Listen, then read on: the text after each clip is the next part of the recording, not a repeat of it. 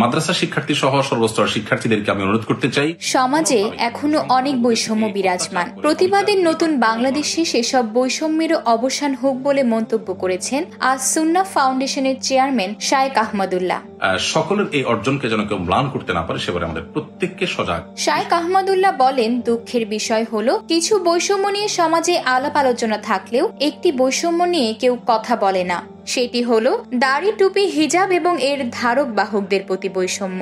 আমাদের নবীজি সাল্লাল্লাহু আলাইহি সাল্লাম যে কয়েকটি গুরু দায়িত্ব নিয়ে পৃথিবীতে এসেছিলেন তার অন্যতম ছিল বৈষম্যের বিরুদ্ধে লড়াই। বিদায় হজের ভাষণে তিনি বলেছিলেন, আরবের উপর অনারবদের এবং অনারবের উপর আরবদের কোনো শ্রেষ্ঠত্ব নেই। শ্রেষ্ঠত্ব ও সম্মান নির্ধারিত হবে ব্যক্তির তাকওয়া ও আল্লাহ ভীরুতা ভিত্তিক সততার মাধ্যমে।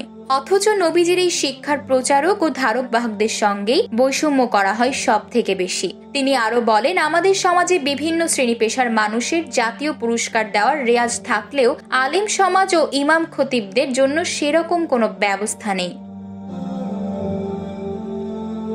শায়েখ আহমদুল্লাহ তার স্টেটাসে উল্লেখ করেন, অন্যদের ছোটখাটো অবদান ফলাও করে প্রচার হয়, অথচ আলেম সমাজ ও ধার্মিকদের বড় বড় অবদানগুলোকেও অবজ্ঞার চোখে দেখা হয়। শুধু মাদ্রাসা ব্যাকগ্রাউন্ডের হওয়ার কারণে বিভিন্ন প্রতিষ্ঠানে ভর্তি, চাকরি বা পদোন্নতি বঞ্চিত হওয়া এখন নিয়মে পরিণত হয়েছে। এদেশে কোনো গানের কনসার্ট হলে মিডিয়াগুলো ফলো করে তার নিউজ প্রচার করে, অথচ কনসার্টের চেয়ে কয়েক গুণ বেশি লোকের উপস্থিতি মহফিলগুলো মিডিয়ার মনোযোগ থেকে বঞ্চিত থাকে।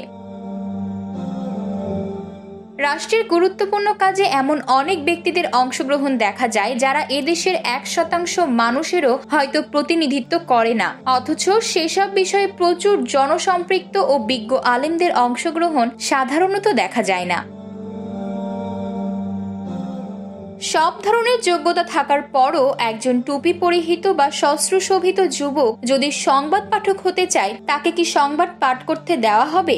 এটা কি ব্যক্তি স্বাধীনতায় হস্তক্ষেপ নয়? এটা কি ধার্মিকদের প্রতি বৈষম্য নয়? আমরা এই বৈষম্যের অবসান চাই। নতুন যুগে প্রবেশ করতে যাচ্ছে বাংলাদেশ। নতুন দিনের এই সন্ধিক্ষণে আমরা চাই অন্যান্যদের পাশাপাশি ইসলাম ও ইসলামপন্থীদের সঙ্গে চলা সব ধরনের বৈষম্যের অবসান ঘটুক। নতুবা বিশাল জনগোষ্ঠী এভাবে জুলুম ও বৈষম্যের শিকার হতে থাকলে জমানো ক্ষোভ একসময় বিস্ফোরণের রূপ নেবে। এর আগে বৈষম্য বিরোধী ছাত্র আন্দোলনে অসচ্ছল হতাহতদের 5 কোটি টাকা আর্থিক সহযোগিতার ঘোষণা দেয় আজ সুন্নাহ ফাউন্ডেশন। আতকিয়া মাইমুনা, বার্তা 24।